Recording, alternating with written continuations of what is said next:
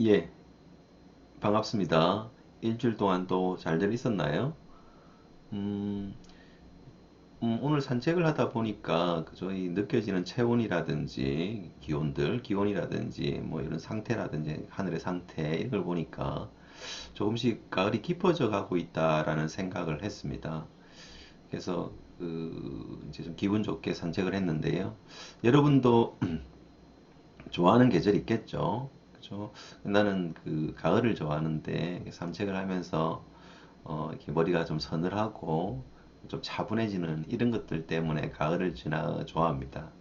여러분들은 지금 우리 사람도 사계절이라고 본다라면 여러분은 지금 좀 여름을 지나고 있겠죠. 그죠? 그래서 우리가 여름에 느껴지는 그 왁자지껄함이라든지 그 다음에 뭐라고 할까 열정이라든지 뭐 그런 것들을 지나고 있을 겁니다. 그죠?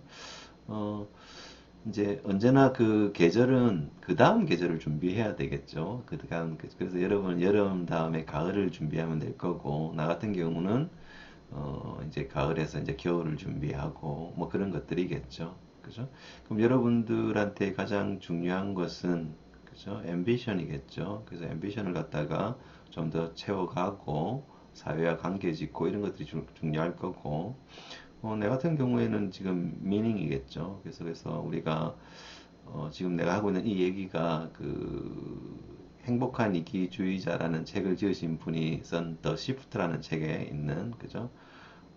From Ambition to Meaning인데 그래서 그 미닝을 갖다가 이제 생각을 해보고 이제 어떤 뭐 성취라든가 이런 것도 중요하겠지만 뭐 그런 것보다는 이제 뭐 사회에 대해서 우리가 할 수 있는 것이 무엇인가 뭐 이런 것도 좀 생각을 해보고 이러고 있습니다. 그래서 여러분들도 사계절의 여름을 살고 있으니까 뭐고 이렇게 그 계절에 맞는 걸 즐기기도 하고 또는 그 계절에 맞는 노력을 또 하고 뭐 그렇게 했으면 좋겠습니다. 그리고 또 하나 겨울을 지나고 있을 그죠 여러분 부모님도 있을 수 있겠죠. 계실 수 있겠죠. 그죠 겨울이나 아니면 겨울의 초입 정도가 되지 않을까 싶기도 하고 뭐 그렇지 않으면 뭐 가을에 말 정도 되겠네요. 그죠? 그래서 부모님들한테도 조금씩 관심을 좀 가지고 어, 그렇게 해야 될 것 같습니다. 예, 수업을 하기 전에 공지사항이 있습니다. 공지사항은 뭐냐니까 이제 중간고사에 관계된 건데 우리가 다음 주 19일부터 중간고사 기간이 있죠. 우리 학사 일정으로 봐서 중간고사 기간인데 지금 뭐 사회적 분위기도 좋고 뭐 그래서 그런 것 같아가지고 이 중간고사를 갖다가 대면 시험으로 진행하려고 합니다. 그래서 여러분들 우리가 지금 날짜가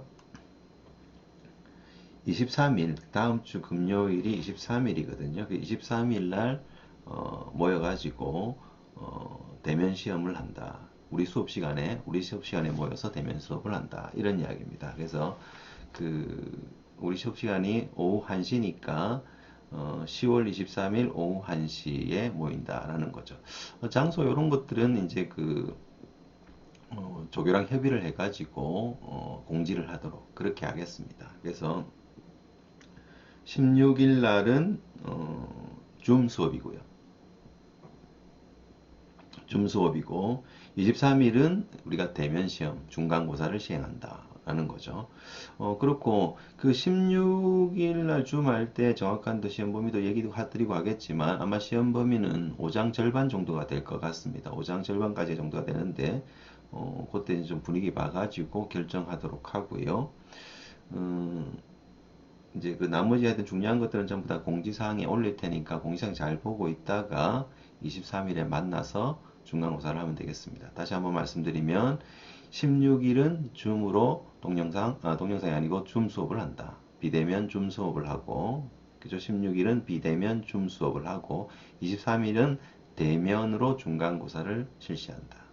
중간고사는 1시간 30분 정도 맥시멈으로 걸릴 것 같고요.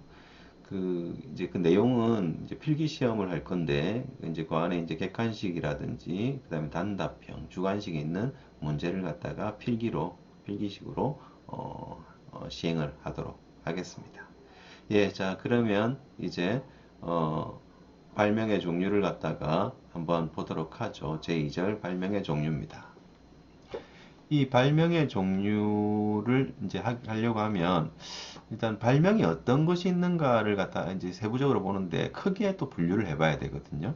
그래서 뭘 봐야 되느냐니까, 이 국가법령센터를 한번 보죠. 그죠? 그 국가법령센터를 보면 여기 이제 2조, 2조가 있습니다. 2조에 보면 여기 이제 이 법이 사용하는 용어의 뜻은 다음과 되어져 있고, 그죠? 2조에 보면은 이제, 요 3호를 보시면 실시란 다음 각목의 구분에 따른 행위를 말한다. 되어져 있죠. 그죠? 그래서 가목, 나목을 보시면 가가 물건의 발명이라고 되어져 있죠. 물건의 발명. 그 다음에 나가 방법의 발명입니다. 그죠? 다는 물건을 생산하는 방법이니까 결론적으로 나에 포함된다고 볼 수가 있겠죠. 됐습니까? 자, 그래서 다시 한번 정리를 하면,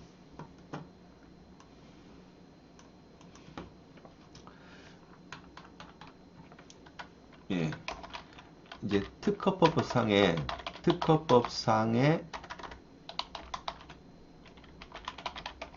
예, 그죠? 발명 종류겠죠? 발명 종류는 두 가지가 있을 겁니다. 첫 번째는 아까 뭐라고 했죠? 우리가 말했던 무슨 발명, 그죠? 물건의 발명. 이게 있고, 그 다음에 두 번째는 방법의 발명이다. 이렇게 되어져 있는 거죠. 그죠? 그래서 뭐 기구라든지 기계, 장치, 뭐 재료, 뭐 이런 거 있잖아요. 미생물, 또 동식물, 그다음 프로그램, 뭐 이런 컴퓨터 프로그램 이런 것들을 갖다가 만드는 걸 갖다가 우리가 물건의 발명이라고 볼 수가 있으면 뭐 방법은 또 있겠죠. 방법 뭐 측정하는 방법이라든지 아니면 뭐 그 통신하는 방법이라든지 물건의 사용법이라든지 뭐 기계 운전 방법이라든지 뭐 이런 것들을 갖다 우리가 뭐라고 한다. 방법의 발명이라고 한다. 특허법상의 발명은 물건의 발명과 방법의 발명 이렇게 두 가지로 이루어져 있다라는 거죠. 됐습니까? 예, 그러면 이제 그 발명의 종류를 보도록 합시다. 대분류였고, 자, 첫 번째 뭐라고 돼 있나요? 그죠? 어떤 용도 발명이라는 거죠. 용도 발명. 어떤 발명에 어떤 물질의 뭐를 갖다가 특정한 속성을 그죠? 속성을 갖다가 이제 뭐 한다. 발견하는 거다. 하고 새로운 용도를 발견하는 발명이다. 그죠? 그래서 이런 것들을 갖다 우리가 뭐라고 하노 하니까는 용도 발명이라고 합니다. 용도 발명. 그죠? 용도 발명이라고 하죠. 어떤 예가 있을까요? 하니까 그죠? 그 DDT 그죠? DDT가 있겠죠. 그래서 DDT라는 것이 이제 가장 우리가 그 용도 발명에서 얘가 되어지는 거죠. 처음에는 이게 뭐였죠? 염료였단 말이죠. 염료였는데 여기에서 뭐 한다? 살충제 성분을 그 용도를 발명한 거죠. 그래서 살충제라는 성분을 발명했다. 이렇게 해서 이걸 갖다가 우리가 뭐라고 한다? 용도 발명이라고 한다라는 거죠. 그렇다면 용도를 갖다가 특허 명세서에 청구항에다가 이 청구항에다가 용도를 적으면 새로운 용도겠죠? 새로운 용도를 적으면 그것이 특허가 되는가? 그죠? 그것이 용도 발명으로 인정이 되는가? 뭐 그런 이야기죠. 그죠? 그래서 용도 자체를 우리나라에서는 그 청구항으로 인정하지 않습니다. 그러니까 내 용도만 딱 적으면 그죠? 그 이제 그 특허로 인정이 되지 않고요. 그죠? 이걸 갖다가 이제 이 용도를 갖다가 물건 아까 우리가 봤던 거 물건이죠. 물건이라든지 어떤 방법을 으로 해서 이걸 기재를 하게 되면 음, 기재 기재를 하게 되면 어떻게 된다? 그죠? 이게 용도 발명이 된다. 이런 이야기죠. 그죠? 그래서 그렇게 보면 되겠고 이제 일반적으로는 그 용도를 갖다가 해당 기술자가 예측할 수 없어야 되는 거죠. 예측이 안 돼야 됩니다. 예측이 안 되는 그러니까 해당 기술자라고 하는 것이 자 염료는 염료 기술자였겠죠. 염료 기술자가 자기가 예측해서 살충제를 갖다가 역할을 한다. 만들 수가 없는 거죠. 그래서 이런 것들을 갖다 얘기한다라는 거죠. 그죠? 그래서 그 뭐 이런 것도 있고 우리 탈모 방지제도 있죠. 탈모 방지제가 있는데 그 탈모 방지제가 이제 그 뭐 있다. 그죠? 그 이제 그 남성들의 전립선 치료제에서 이제 그 왔죠. 거기서 이제 우리가 탈모 치료제가 만들어졌는데요. 그러니까 처음에는 이게 전립선 치료제였는데 거기서 하다 보니까 뭐가 된다? 탈모에 효과가 있다는 걸 알게 됐다라는 거죠. 그죠? 그래서 실제적으로 우리가 특허가 돼가지고 그 의학에서 인정을 받은 탈모의 치료약은 두 가지밖에 없습니다. 사실은 두 가지밖에 없거든요. 나머지들 뭐 샴푸라든지 뭐 이런 것들은 전부 그걸 받지 못했고요. 약으로 하여튼 뭐 우리가 이제 탈모에 효과가 있다라고 하는 것은 이제 특정 약품을 말할 수가 없어서 그랬는데 어쨌든 여기 두 가지밖에 없다. 약품은 그죠? 그래서 뭐 그렇게 아시면 되겠죠. 그래서 나머지들은 전부 다 민간요법 같은 수준이죠. 그래서 그런 것들을 우리가 알 수 있다라는 거죠. 그래서 자 이렇게 해서 이렇게 보시면 되겠고 음, 이제 용도 발명이라는 것은 이제 우리가 뭐 그 정도 하고요. 그 정도 합시다. 그 정도 하고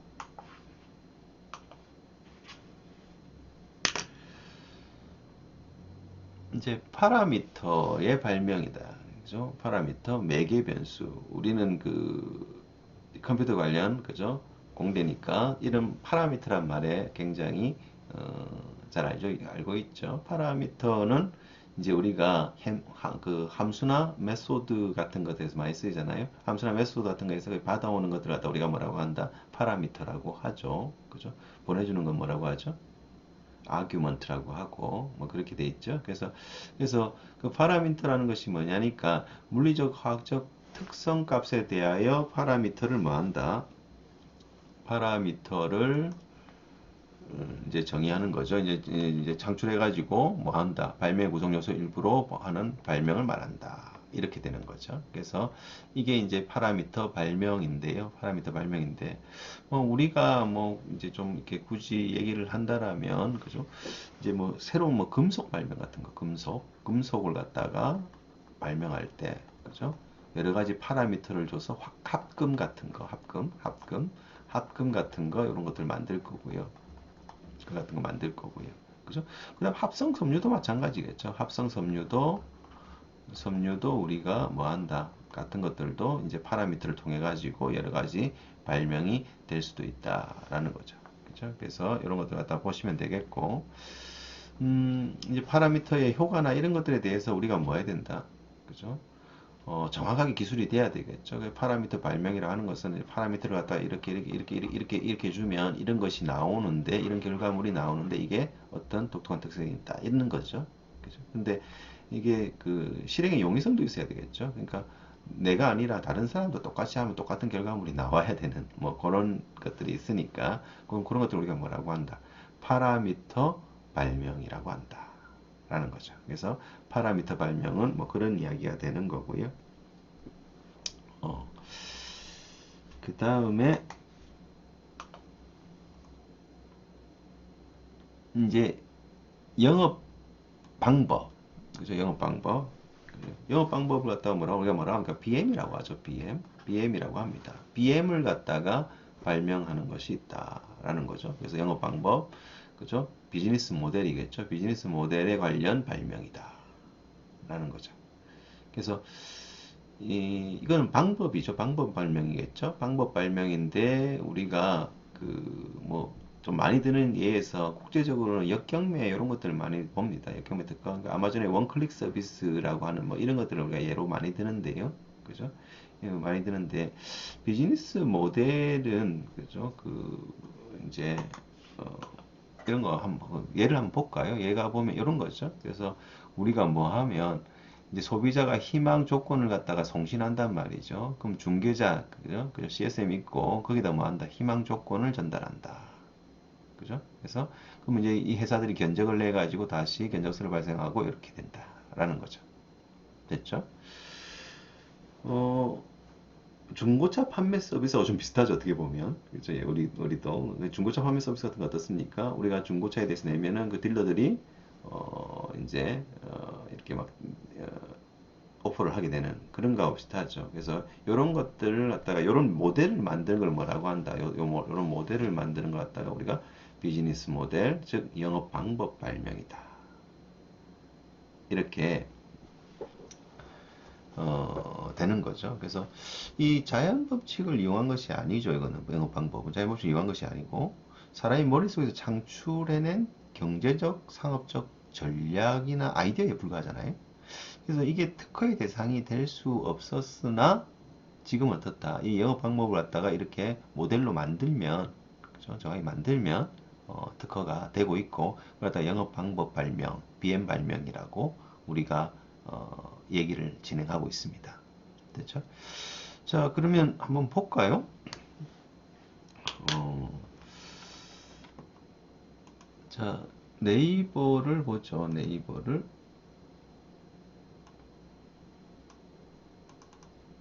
네이버를 보겠습니다. 네이버에서, 그죠? 직방이라고 한번 검색을 해볼까요? 직방, 그죠? 다 알고 있죠. 뭐 하는 거고 하니까는 그 방 찾는 거, 그죠? 그런 거죠. 자, 그럼 이 직방이 이렇게 되어져 있는데 직방 한번 들어가 볼게요. 그죠? 그러면 직방 뭡니까? 사이트가 나올 겁니다. 제일 밑으로 가볼까요? 제일 밑으로 가면 여기 대표 이름이 뭐죠? 안성우죠. 안성우. 그죠? 그럼 이걸 카피해 가지고 안성우를 카피해서 그죠? 키프리스로 가죠. 키프리스로 가겠습니다. 됐죠? 자, 그 다음에 특허 실용 신안 눌러주고 스마트 검색을 누르겠습니다. 자, 그 밑에 발명자 부분이죠. 발명자 부분. 그 다음에 등록권자가 있는데, 그죠? 발명자 부분에 넣어야 되겠습니다. 발명자 부분에다가 이렇게 안성우라고 적죠. 됐습니까? 그리고 검색을 하겠습니다.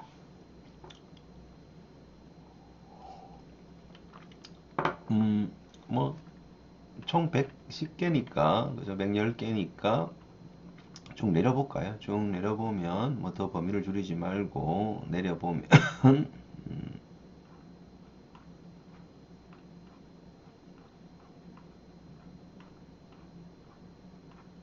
이렇게 밑에까지 안 내려갈 텐데, 범위가 너무 많으니까, 좀 줄여볼까요? 여기 다시 스마트 검색에 와가지고, 전체를 갖다가 삭제하고 등록만 보도록 하죠. 등록된 것만 보도록 하겠습니다. 자, 다시 한번 뭐 한다. 검색하기 버튼 눌러서 검색을 해보겠습니다. 됐죠? 그럼 이제 여기 등록된 것들만 쭉 나오는데 요약을 갖다 같이 보기 위해서 요약 함께 보기를 누르겠습니다. 여기서 요약 함께 보기 눌러갖고 쭉 보니까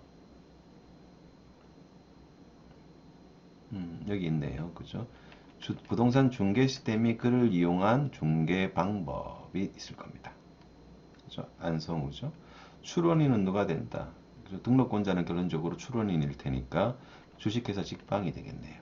한번 눌러볼까요? 눌러보면 이렇게 나오겠죠. 그래서 방법이 뭐고 하니까는 부동산 매물에 대한 정보를 매물관리 서버에 전송하고 그래서 등록자 당말기에서 수신된 정보를 검수해가지고 회원가입된 것에 따라서 매물을 수임하도록 한다. 되어져 있죠. 그죠? 결론은 뭐고 하니까는 그 부동산 거래라는 서비스를 갖다 스마트폰 앱으로 이제 하겠다 이런 이야기겠죠. 여기 이미지 있을 겁니다. 여기 이미지 있겠죠. 그 이미지를 갖다가 뭐 한다. 한번 크게 보기 눌러서 크게 보도록 하죠. 그죠? 그래서 간단하죠. 그래서 등록자 단말기랑 중개업자 단말기랑 제3자 사용자 단말기, 그죠? 뭐 이런 것들을 갖다가 뭐 한다. 그죠? 이렇게 매물관리 서버에 보내면 얘들끼리 뭐 한다. 이제 정보를 가지고 이렇게 하는 과정에서 이제 뭐가 수익이 발생하는 구조로 되어져 있다라는 거죠. 그래서 이게 뭐다? 그쵸? 지금 보시는 것처럼 이제 직방이라는 거죠. 주식회사 직방이 하는 역할이죠. 출원인이. 그죠? 그래서 뭐 이제 이렇게 보면 되겠고, 이렇게 보면 되겠고, 그래서 이런 식으로 되어져 있는 거죠. 그래서 다른 것도 하나 있죠. 우리 다방이라고 해서 그 누구죠? 해리가 출연하는 그죠? 선전에 출연하는 광고에 출연하는 것도 있는데 어쨌든 그런 식으로 되어져 있다. 그죠? 그래서 이런 비즈니스 모델들도 특허 관련으로 된다. 이런 이야기죠. 됐습니까? 자, 다시 그러면 이제 우리가 BM 발명 받고요. BM 발명 받고 그 다음에 뭐 보자.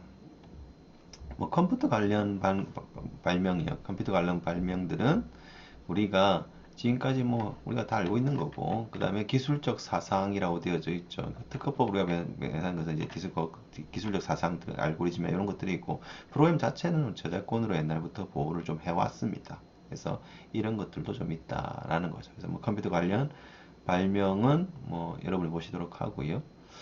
그 다음에 미생물 관련 발명 특허 출원이 있죠.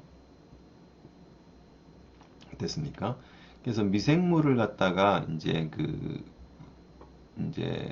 관련 발명하는데 미생물을 갖다가 어떻게 있는 미생물을 갖다가 이렇게 하는 거냐 이렇게 생각할 수도 있는데 그렇지 않고 이제 어떤 유전적 조작을 가해가지고 새로운 미생물을 갖다가 만든 거겠죠. 그래서 이게 좀 용이하지가 않습니다. 어떤 용이하지 않냐니까 이게 서면만으로는 그러니까 이제 이거는 뭐만으로는 문서만으로는 그러니까 특허 출원서만으로는 이 내용을 갖다가 알 수가 잘 없잖아요. 그래서 어떻게 하느냐니까 미생물 자체를 갖다가 부다페스트 조약이라는 게 있는데 기탁 기관에다가 그 내용물을 갖다가 뭐 한다? 기탁을 해야 된다. 이런 이야기가 되는 거죠. 됐습니까? 이제 부다페스트 조약 자체가 뭐냐니까 특허 절차상 우리가 미생물을 갖다가 이제 특허로 승인을 받으려고 한다라면, 그죠? 이제 승인된 기관에다가 기탁을 해라 이런 거죠. 그렇게 되면 그 미생물을 갖다가 다른 연구자들이 분양을 받을 수도 있겠죠. 그죠? 그래서 이런 것들이 이제 우리가 볼 수가 있는 거죠. 그래서 차크라바티라고 하는 생명공학자가 있었습니다. 미국에 있었는데 그 차크라바티라는 생명공학자가 이제 새로운 박테리아를 만들었거든요. 어떤 거냐니까 폐석유를 먹는 폐석유를 먹는 박테리아를 만들었어요. 그리고 그 박테리아를 만들어서 이제 그게 하는 역할이 뭐냐니까 이제 유조선 같은 데서 이제 석유가 막 흩어 나오잖아요. 바다적으로 나오면 그걸 갖다가 이제 없애는 그런 것들을 갖다가 했는데 처음에는 특허를 거절당했죠. 특허를 거절당했는데 결론적으로는 이게 여러 가지 얘기를 했지만 봤지만 뭐 한다. 자연 상태에 있는 것은 아닌 거죠. 자연 상태에 있는 것이 아니고 특별하게 노력을 해서 만들어야 되는 거기 때문에 박테리아를 만들어야 되는 거기 때문에 이걸 갖다가 뭐라고 했다. 발명으로 인정을 해줬다. 그죠? 그래서 이걸 갖다가 차크라바티 사건이라고 하는데요. 그래서 이제 대법원에서 이렇게 대법관들이 인정해줬던 요 사례들이 있다라는 거기서부터 이제 우리가 좀 얘기들이 출발되고 있는 거죠. 그래서 이게 1970년대입니다. 1970년대. 1970년대 때 이런 이야기들을 끝에 이제 된 거고. 그래서 우리나라도 특허법에서 이제 명시적으로 미생물 관련 발명 특허를 할 수 있도록 되어져 있는 거죠. DNA나 유전자 조작을 위해서 해가지고 만든 것들을 해야 되는데 하여튼 우리도 어떻게 한다. 명세서로만 가지고는 판단이 안 되니까 미생물을 갖다 어떻게 하죠? 기탁하는 거죠. 어디에다가 이 조약을 뭐라 한다? 부다페스트 조약이라고 한다. 됐습니까? 그래서 요건 이제 1980년대부터 이제 우리가 80년 8월이었죠. 8월부터 발효됐다. 이래 볼 수가 있는 거죠. 국제 기탁 기관이 뭐고 하니까 뭐 우리는 국제 기탁 기관이나 아니면 국내 기탁 기관이나 같습니다. 뭐 이제 한국생명공학연구원 같은 거, 그죠? 그 다음에 뭐 생물보존센터도 있죠. 한국생물보존센터. 그 다음에 유전자 지원센터가 이름이 하여튼 뭐 그런 것들도 있고 그렇습니다. 그래서 한 5개 정도 있고 5개인가 4개인가 그래 있는데 뭐 한번 찾아보시고 뭐 그런 것들 갖다가 이제 우리가 기탁 기관으로 부른다라는 거죠. 됐죠? 그래서 그걸 갖다가 보시면 되겠다라는 거죠. 그래서 이제 기탁 기관에다가 미생물을 갖다 놔야 되는데, 기탁해야 되는데, 그걸 갖다 부다페스트 조약에 의해서 하게 하는 것이다. 이런 이야기죠. 자, 그 다음 식물 관련 발명 특허는 어떨까요? 식물 관련. 그래서 식물, 신품종 같은 것들이겠죠. 신품종 같은 것들 갖다가 우리가 뭐 할 수가 있다. 어, 이제 만들어줄 수가 있다라는 거죠. 그래서 신품종 같은 것들을 갖다가 이제 그 특허로 볼 수가 있다 이런 거겠죠. 그래서 이제 우리도 이제 그 특허를 하는데 이제 이게 무성생식을 하는 식물이냐 유성생식을 하는 식물이냐에 따라 좀 틀려요. 그죠? 그래서 이전에는 그 이제 그 2006년도일 건데 2006년도에서 이전까지는 어떠냐니까는 무성생식만 새로 만들었을 때 특허 대상이 됐었어요. 그죠? 그러니까 이게 무성생식은 그냥 이렇게 무성생식을 하는 거니까 유전자 변이가 사실 생기지 않는단 말이죠. 다양한 여러 가지 문제가 안 생기는데 유성생식은 암수가 있으니까 그죠? 이제 그 교보 상태에서 뭐가 생긴단 말이죠. 돌연 변이가 나올 수 있단 말이죠. 그래서 이제 안 됐었는데 2006년부터는 유성생식이든 무성생식이든 그죠? 특허권을 부여할 수 있도록 됐다라는 거죠. 그래서 여기서 이제 이 말이 그 말입니다. 어떠한 식물도 특허 대상이다. 유성생식이든 무성생식이든 다 가능하다라는 이야기가 되는 거죠. 됐습니까? 예.